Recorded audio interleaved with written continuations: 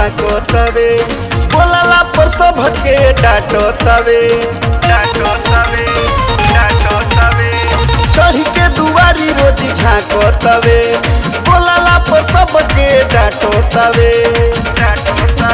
खाला भाते पर रोटी जोड़े जोड़े ना लाजे लाजे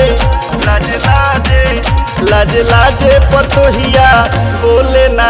सवादे भसुरा छोड़े ना लाजे लाजे पतोहिया बोले ना सवादे भसुरा छोड़े ना।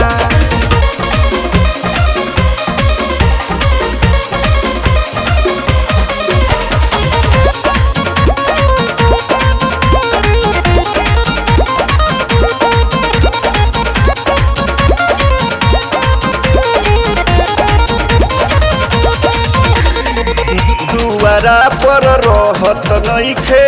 रहता घर के भीतर हो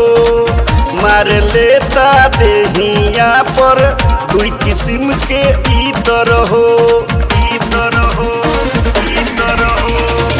दुआरा पर रहत नइखे रहता घर के भीतर हो मार लेता देहिया पर दुई किस्म के इतर हो उठ जाता 3 बजे भोरे में लाजे लाजे लाजे लाजे पतोहिया बोले ना सवादे भसुरा छोड़े ना लाजे लाजे पतोहिया बोले ना सवादे भसुरा छोड़े ना।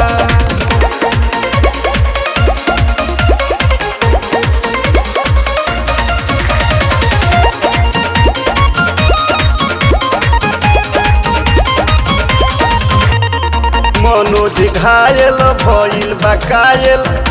पतोहिया के प्यार में कलू दीवाना से पूछता रोजे रहत खाली अत्याचार में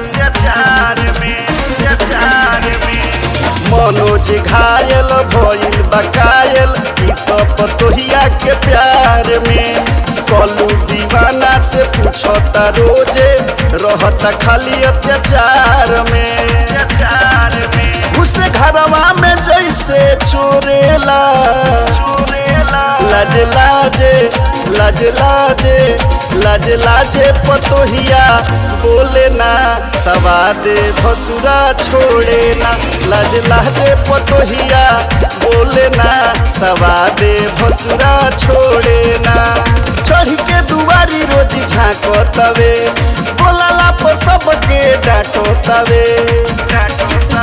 खाला भाते पर रोटी जोड़े जोड़े ना लाजे लाजे लाजे लाजे पतोहिया बोले ना सवादे भसुरा छोड़े ना लाजे लाजे पतोहिया बोले ना सवादे भसुरा छोड़े ना।